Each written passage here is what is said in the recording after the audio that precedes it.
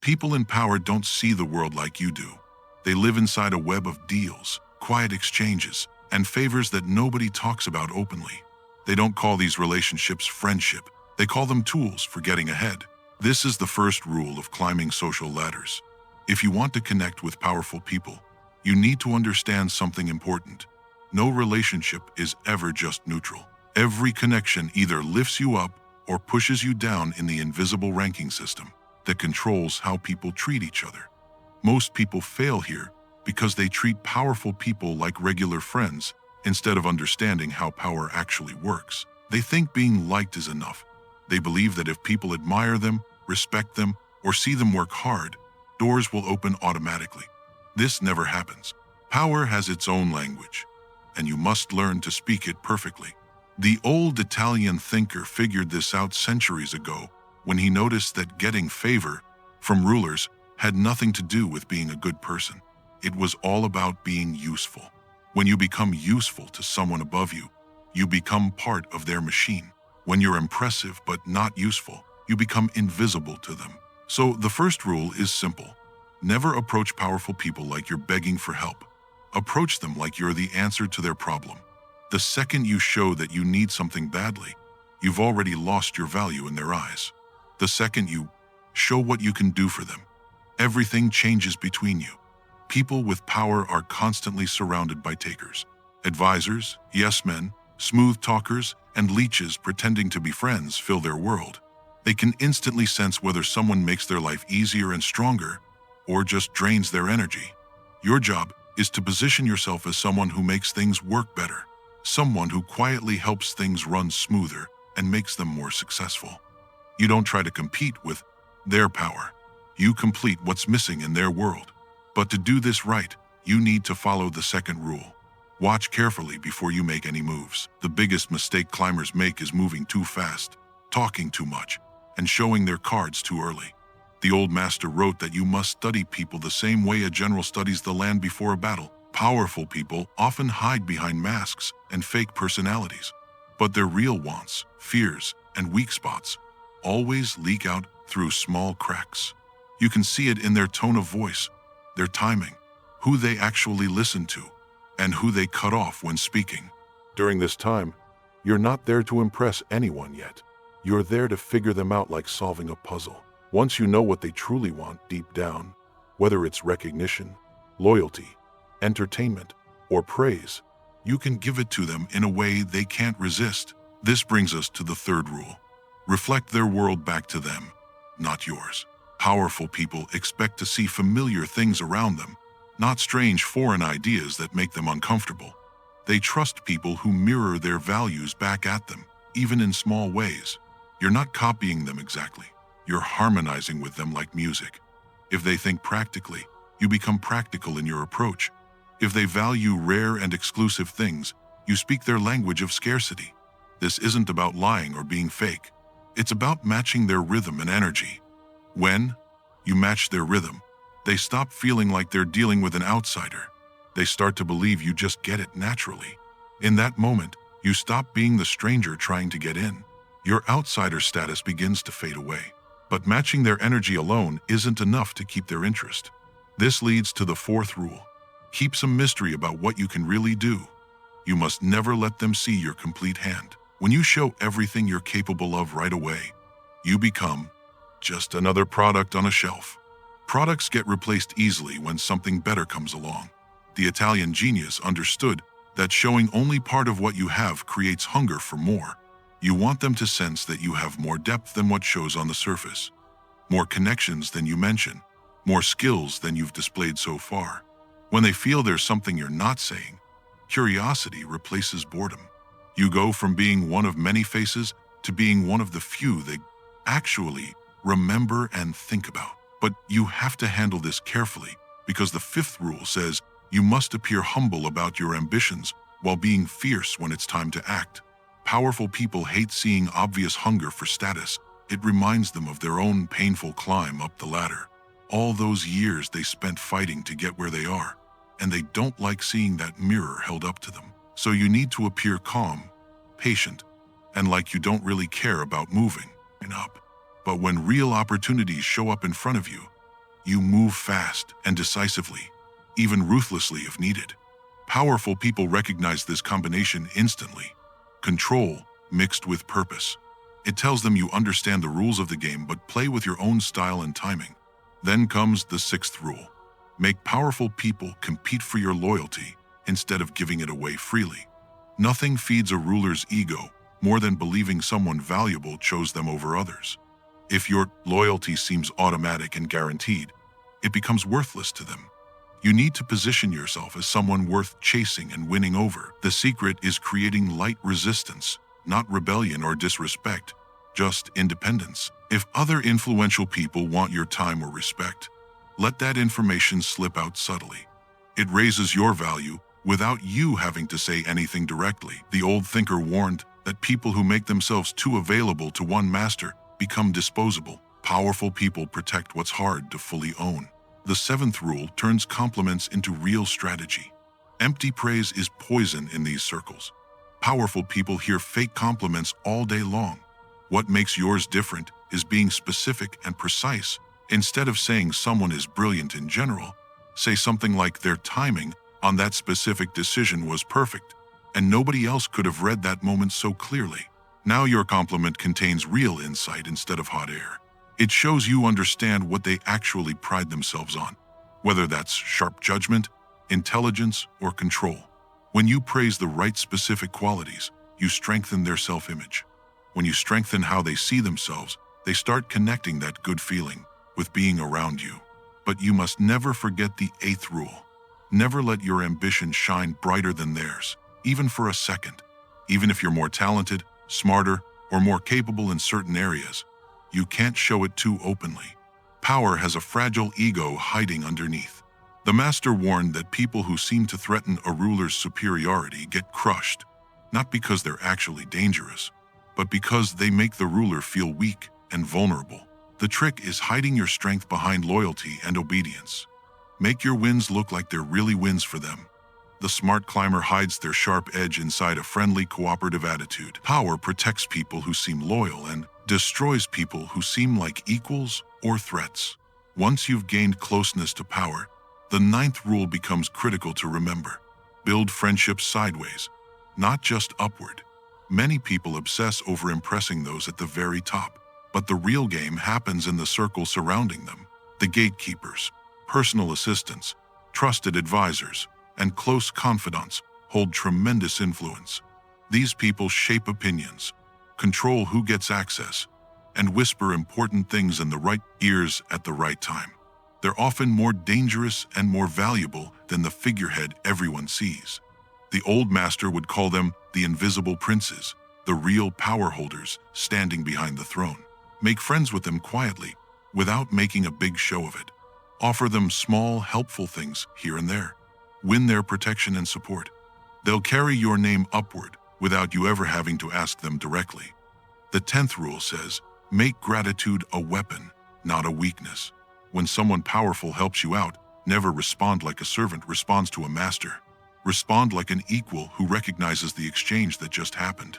A servant says thank you once and disappears. A strategist shows appreciation through returning value later.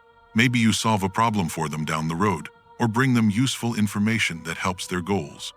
Gratitude backed up by helpful action transforms the whole dynamic between you. You're no longer just a receiver of favors. You become a contributor to their success. And contributors are very hard to remove from the inner circle. But while building these alliances, remember the 11th rule.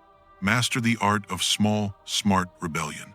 Total submission invites contempt from power. You need to occasionally resist in polite and intelligent ways that intrigue rather than threaten. A small disagreement here, a quiet moment of defiance there. It signals you have individuality and backbone, not that you're causing trouble or being disrespectful. People without backbones can't be trusted in the long run. The master observed that people who flatter constantly, without any boundaries, soon lose all credibility in powerful circles. But those who know when to say no carefully, and with good reasons, gain real respect. The key is disagreeing as if you're protecting their best interests, not attacking their authority or ego. The 12th rule flows naturally from that. Control how visible you are to others. Exposure feels seductive but becomes fatal if you handle it wrong. When you're seen too often, your novelty disappears and people get bored. When you're rarely seen but always remembered, you become legendary and mythic. Step back after each success you achieve. Retreat into silence for a while. Let other people speak your name when you're not around. Powerful people crave those who seem selective about their presence and time. It mirrors their own behavior patterns. The less accessible you appear to be, the more they chase your attention and want you around. The 13th rule stands as the crown of them all. Always move as though you already belong there, even before you've actually earned a seat at the table. Your posture, tone, and presence must signal certainty and confidence. Insecurity smells stronger and worse than arrogance ever could. When you enter a room full of powerful people, you don't wait around hoping to be accepted. You act as if acceptance is inevitable and already happening. The master would say that fortune favors the person who already appears favored by fate. Power respects confidence that doesn't need confirmation from anyone else. When you move like you belong, others start believing it before they even understand why they believe it. All of these rules orbit around one central truth. Connection with power isn't about pretending to be bigger than you are. It's about understanding the dance of perception and timing. It's about offering presence instead of begging for attention, precision instead of flattery, and control instead of chaos. Powerful people aren't looking for equals to stand beside them. They're looking for reflections of their own strength and dominance. If you can mirror that without losing who you really are, you won't just create connections. You'll build an empire of influence that grows quietly and invisibly, until the day arrives when you no longer need to climb at all, because by then you've already arrived at the top. But even arrival is just an illusion in this world. In the realm of power, there's no such thing as a final permanent position. Every circle, every alliance, every bond remains fluid and changeable. What elevates you today can bury you tomorrow if you're not careful. The master understood this instability better than anyone who came before or after him. His secret wasn't just knowing how to rise up the ladder, but how to stay elevated without becoming a target for others. That's the hidden continuation of these rules.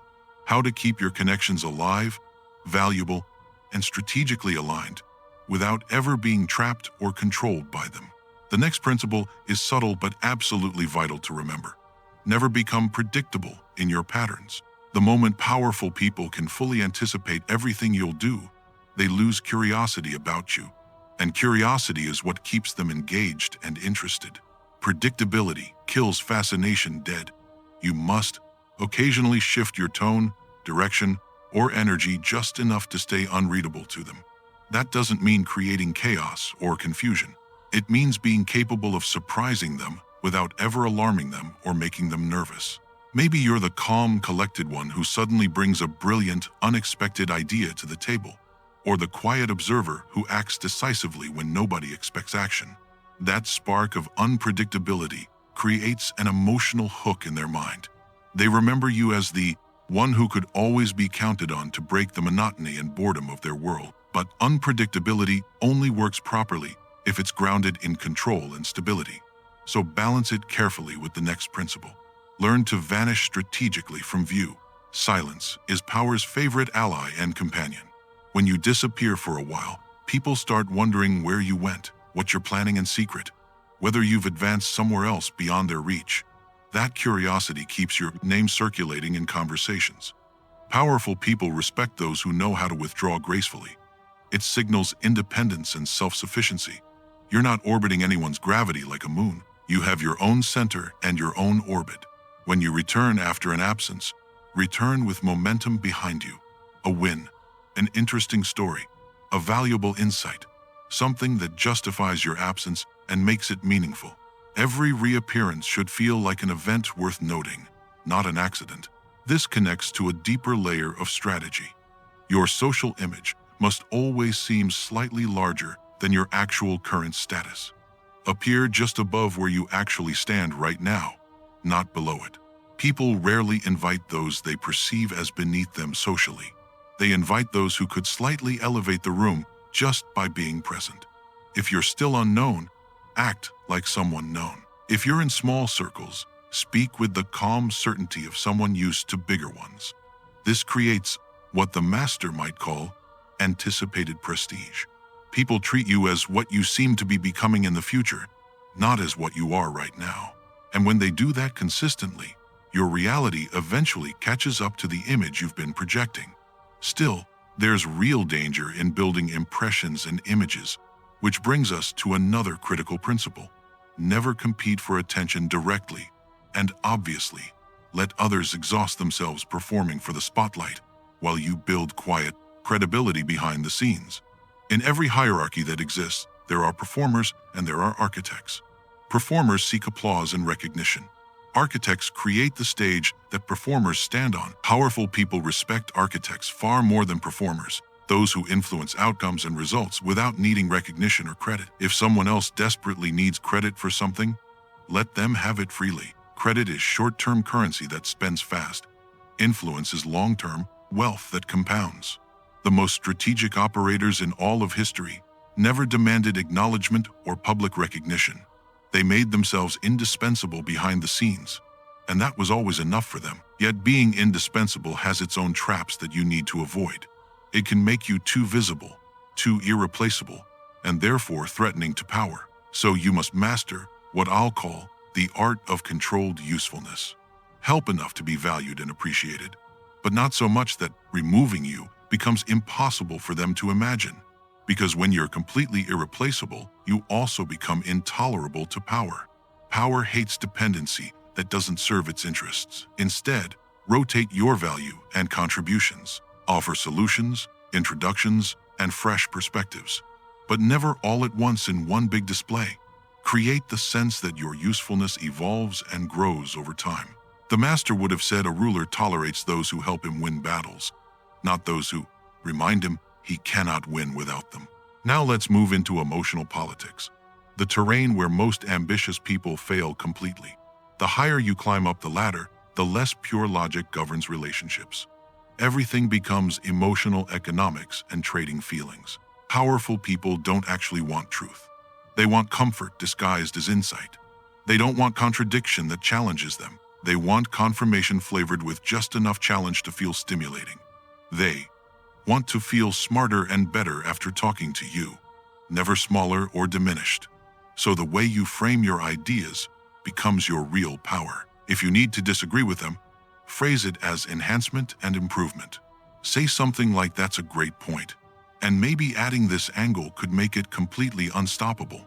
You're not opposing their idea, you're amplifying it. You're shaping their thoughts without triggering their defensive walls. That's how real influence works, through emotional calibration, not intellectual dominance. Because of that reality, the next rule becomes indispensable to your success. Always be the calmest person in any room you enter. Power gravitates naturally toward emotional stillness and control. The loudest voice might dominate attention temporarily, but the quietest one often commands real respect that lasts. When others panic around you, stay composed and steady. When they argue and fight, just listen carefully.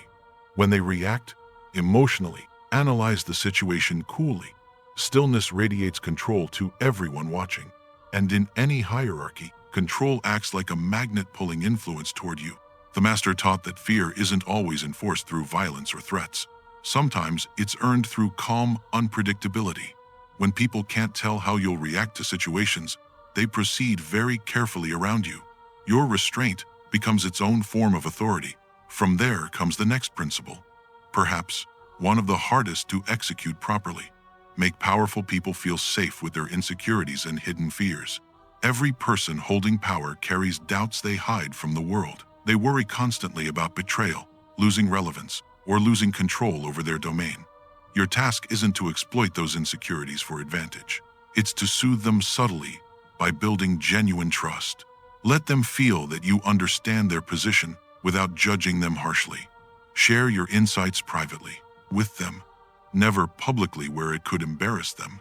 The more someone believes their weakness is safe in your hands, the more they bind themselves to you emotionally without realizing it. They may never say it out loud, but they'll start defending you in rooms you've never entered. That's real social leverage that money can't buy. When people with power protect you because you hold their unspoken fears safely, you've achieved something rare. Then comes a critical inversion that most people miss entirely. Never make powerful people your entire focus and whole world. If your existence revolves solely around powerful people, they will sense your dependency on them. Dependency is deeply repulsive to those who control resources and opportunities. You must maintain other alliances and friendships, even with those beneath you in status. Influence works in layers like a cake, not in straight lines. If you are respected across multiple levels, upward, sideways, and downward, then no single connection defines your worth. This independence makes you rare and valuable. Powerful people love what they can't fully own and control, and they stay interested in what they can't fully predict about you. Now, let's talk about your demeanor and how you carry yourself. People often think social climbing means constant performance and putting on a show. It absolutely doesn't. It means mastering contrast and balance. Be restrained in your speech but vivid in your facial expressions. Be polite but never submissive or weak. Be warm but never constantly available. That delicate tension between approachable yet untouchable is exactly what draws people in magnetically. Power loves what glows with energy, but doesn't burn too close or demand too much. If you can master that emotional distance, you'll find that people of influence begin chasing your approval without even realizing they're doing it. And that's when your real ascent begins in earnest. When you stop chasing acceptance desperately and start radiating it naturally. When you become the type of person who seems to belong everywhere yet owes nothing to anyone. The most dangerous social climbers aren't loud, obviously ambitious, or visibly hungry for advancement. They're tranquil, deliberate, and impossible to categorize or place. You can't tell whether they're at the beginning of their rise or already at the peak. That ambiguity unsettles people around them, but it also attracts them powerfully because in a world completely addicted to hierarchy and ranking, mystery feels like power itself. This is what the master meant when he said that appearance often outweighs reality in the pursuit of influence. To connect with the powerful, you must sculpt perception like an artist sculpts clay. Each gesture, silence, and word must be placed with clear intent. You don't need to dominate rooms with your presence. You need to design atmospheres that people remember. You don't need to win arguments loudly. You need to guide emotions subtly. And above all, you don't need to climb visibly where everyone watches. You only need to climb strategically. One invisible rung at a time that nobody notices, because true social elevation doesn't happen on grand public stages. It happens in whispers, meaningful glances, and small moments that others overlook completely. The real climb begins when you stop seeking to be noticed by everyone and start seeking to be remembered by the right people. But to be remembered by the powerful, you must first learn to exist within their world without ever being consumed or controlled by it. Power seduces everyone who gets close, and the closer you get to it, the more it tries to pull you into its rhythm and endless demands for loyalty, attention, and validation. That's where most social climbers eventually fall and fail. They mistake proximity for permanence and security. They think being invited repeatedly means being truly accepted. But, in truth, every room of influence contains two distinct kinds of people. Those who are genuinely useful and those who are simply being used. If you don't know which category you fall into, you're definitely the latter. The master would have told you directly to never forget that the higher you rise, the colder the air becomes around you. Affection fades away like morning mist, but utility endures like stone. So your next task is making your usefulness feel permanent while making your dependence completely invisible. You do this by building leverage outside the relationship itself. Keep projects, networks, and influence that exist independently of them. Powerful people respect autonomy and independence more than almost anything because they secretly fear those who cannot be controlled or manipulated. It's deeply paradoxical. The less you actually need them, the more they want to keep you close. That leads us into the next unspoken rule that few discuss openly. Never gossip upward about what you hear. It's the fastest possible way to destroy trust in elite circles forever. Even a small hint that you repeat private conversations will exile you quietly and permanently. Powerful people operate in small paranoid ecosystems where loyalty functions as currency and discretion serves as armor protecting everyone. So speak far less than you actually know. If someone confides something personal in you, protect it like it's your own life at stake. When word spreads gradually that you never leak information, even your silence gains tremendous value. The master would say that secrets represent the truest form of power, and the person who can hold them becomes indispensable to every throne and ruler. But there's another layer here involving timing. The next rule says, always know precisely when to step forward and when to fade into the background. Power operates on rhythm, not constant motion forward. Push at the wrong time and you seem desperate and needy. Pull away too long and you seem irrelevant and forgotten. The trick is riding the natural current of their energy flow. When they're rising and succeeding, align yourself with their ascent. Offer ideas, support, or fresh perspective. When they're under pressure or struggling, vanish just enough to show respect for their solitude. Never outshine them when they crave visibility and recognition. Never disappear when they crave validation and support. Powerful people remember those who read them accurately without being told what they need. Here's a counterintuitive truth that surprises most people. If you want to build genuine bonds with the powerful, don't always talk about success and winning. Speak about struggle, not yours, but theirs. Ask them about the times they nearly failed completely, the lessons they regret not learning sooner, the moments nobody else witnessed. Power lives in constant performance for audiences, and the rarest intimacy is found in vulnerability. When someone of high status realizes you see their humanity beneath their title, you step out of the nameless crowd and into their trusted circle. Because everyone flatters their strengths all day long, very few people respect their scars and wounds. Now there's another principle the master implied but rarely stated directly in writing: the art of playing smaller than you actually are. Pretend to underestimate your own growing influence. Let others discover it naturally through observation. When you act unaware of your growing reputation, it completely disarms envy from competitors. Powerful people prefer those who rise naturally and smoothly, not those who announce their ascent loudly. The less you advertise your climb upward, the more others actually accelerate it for you. They'll speak your name in important rooms, recommend you for opportunities, defend you against critics, all while believing it was entirely their own idea. Still, this quiet ascent depends completely on one invisible weapon you carry: your reputation. Guard it like precious gold, not through defensive explanations, but through consistent behavior over time. You don't correct ugly rumors directly, you drown them in undeniable proof through actions. The master warned that reputation often decides wars before they even begin. If people believe you're competent, loyal, and discreet, they'll act as though you are, even if they never actually verify it. Perception becomes reality in the hierarchy of influence. Then comes the rule of reciprocation, one of the most subtle and most commonly misused. People think reciprocity means returning favors equally and immediately, but among the powerful, timing matters far more than equality. If someone helps you today, don't rush to return it tomorrow like paying a debt. Wait patiently. Choose a moment when their need is actually greater, when your act of return carries real weight and impact. That delay transforms a simple transaction into a lasting bond.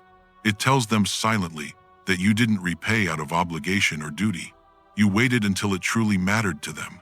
That single nuance can turn a casual acquaintance into a lifelong ally. The master's final paradox emerges clearly at the end. Once you've mastered the complete art of rising, you must learn the equally important art of stepping aside. Power is cyclical, like seasons. Every empire shifts eventually. Those who cling to proximity too long get swept away with the changing tides. The truly strategic understand when to retreat gracefully, when to fade from the court just before the fall happens. To disappear at your peak is to preserve mystique forever. The climb ends not at the summit where everyone can see you, but at the perfect moment of exit when you choose to leave. Because in the world of power, there's no such thing as a final position. What elevates you today can bury you tomorrow. The wise operator knows when to step back into shadows before the light burns too bright.